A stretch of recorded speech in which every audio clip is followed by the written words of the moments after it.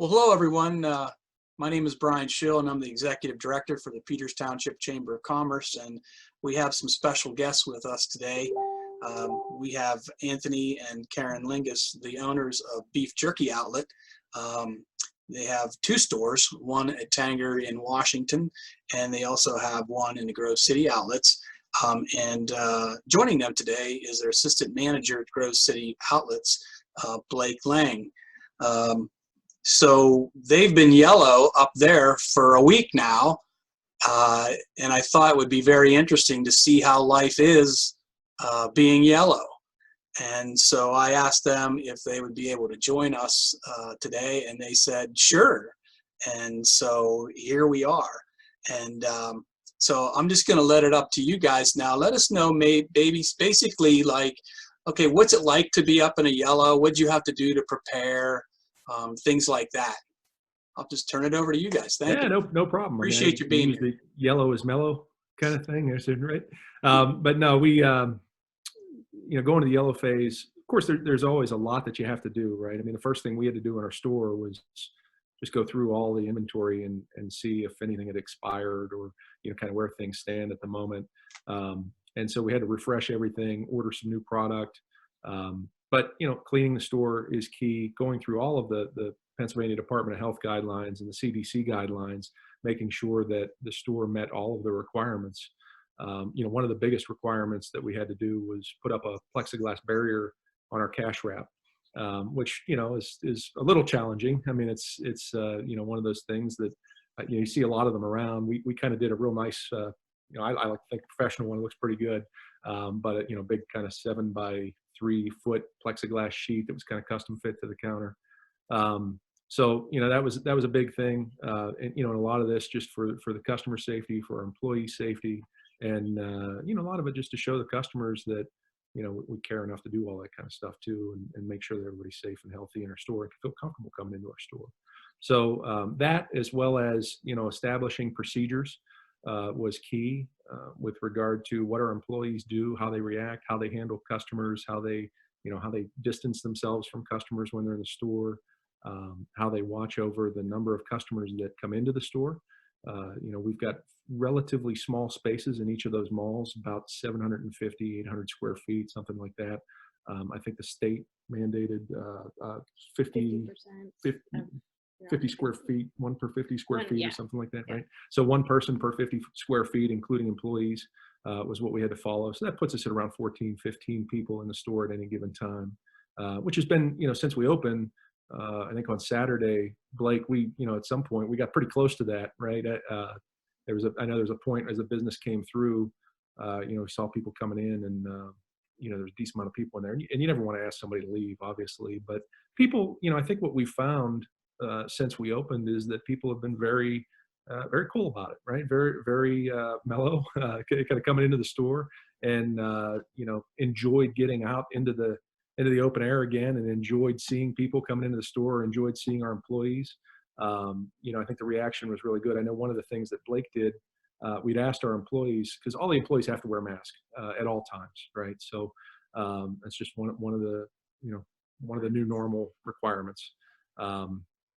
Blake, we'd asked our employees that, they could bring their own mask if they wanted, as long as it was a solid color. There's Blake now, right? So he came to us and said, hey, can I get approval to wear this mask? And he sent the picture to us. He likes his tattoos, right? And so, we thought that was kind of cute. Blake had that on in the store. And, from what I hear, Blake, you got a pretty good reaction from that, right? Yeah, I mean, since there's, we can't do a lot of our normal sampling, it opens up another door, having a mask on and having someone, have a question to ask you right away and something to kind of connect you guys from the beginning. Yep.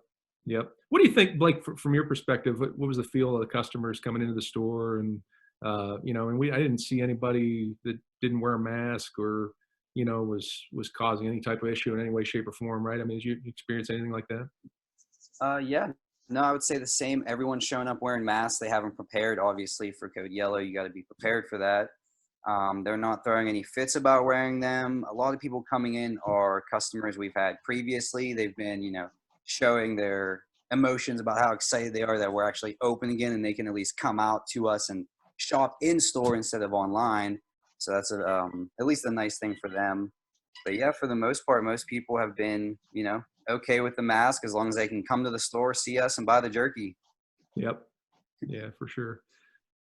And along those lines, we also posted signs for masks, reminding them about social distancing, occupancy. So we did put several postings around the store just to keep it on everybody's mind as well. And the other big thing, Brian, is and what Blake and the employees up there have been doing is making sure we're wiping everything down frequently. Letting customers see that we do have hand sanitizer that the customers are able to use. Employees are able to use it too. But for us, Karen's kind of healthcare background, we know that hand washing is really better than hand sanitizer, right? So we've stressed to our employees and really mandated that they take frequent, kind of hand washing breaks in the back room. Of course, being a food facility, we've got hand washing stations and things for the employees readily available at all times. So that was pretty key as well. Sounds good. So Karen mentioned the signage that's required and it has to be signed by you, Anthony, and then you promoted Karen as well. You gave her that additional duty. Is that correct? That's exactly right. Yeah. She is now a pandemic safety officer. So she can put a PSO after her name. But that's something that every small business needs to do, is name a pandemic safety officer and it's got to be prominently displayed for the customers and the employees, right? It's got her name, her phone number, and her title, a new title. Look out, she's got more resume fodder. She might be moving up and out here pretty soon. No doubt. PhD, ABD, PSO. She's got a lot of them. Got several, yeah. She's got a lot of them. MOM. Yeah, the big one. So that's awesome. I really appreciate that. So let's just sort of, tonight at midnight, it'll be May 15th at 0000, boom. Allegheny, Washington County, and the surrounding areas will be yellow. So knowing that you guys are at Tanger, talk to us a little bit about that and what the preparation's like. And have you heard from the folks at Tanger Outlet? Yeah, we sure have. And I got to tell you, the ladies that, run the mall up there, Nicole and Tina and Meg, they just do a phenomenal job. I mean, the level of communication that they've had with us and frankly, the level of planning that they're doing for, getting the mall back open is fantastic. We've been thoroughly impressed. Mm-hmm. They've set up some delivery, the curbside delivery stations, throughout the mall. They're, talking to the retailers about that thing. They told us they're going to be coming around tomorrow morning before we open, just to make sure that we kind of see all the, things that they're doing. And they're just like Grove City's doing. They're offering masks to the customers that don't have them or that may need them. So that they do have those available at customer service. They also, I don't think they've done it yet, but they're going to be putting lines in front of our door to help us, manage the number of people in the store. So they really go through the extra effort and just do a phenomenal job. We're happy to be part of, that kind of group up there. But yeah, we're opening tomorrow at 11 a.m., up at Tanger, and Karen and I just got back a little bit ago from that store. We, same thing. We got a bunch of fresh product and put it up on the shelves here today, and mopped the floors, wiped everything down, got our plexiglass up, got some signage up. And I got to tell you, the employees, it's just amazing. I mean, they are just so excited to get back to work. I think they've really developed a new appreciation for working at the store. I'd say Blake kind of smiling there, but I think it's true. Everybody was just, man, I just can't wait to get back to work. And that's a really cool thing to see. I mean, maybe that's something good that comes out of this, is that, people realize the things that they may take for granted sometimes, and socialization, and all that kind of stuff. Cool. Well, thank you so much for sharing your experience with us. We really appreciate it. And we really appreciate your membership in the chamber. You guys have been really great and active, and it's a lot of fun hanging out with you guys. So again, I just want to say thanks for joining us, and good luck tomorrow as you open the doors, and let's all be yellow together. How's that? Yeah, right. Yellow on the way to green, baby. Let's get there. That's it. I'm with That's you. good. With you. Yeah, we appreciate being part of the chamber too, Brian. The things that you guys do, we thoroughly appreciate. I mean, I can't say enough about the Peters Township Chamber as well. So thank you for everything that you do. You are certainly welcome.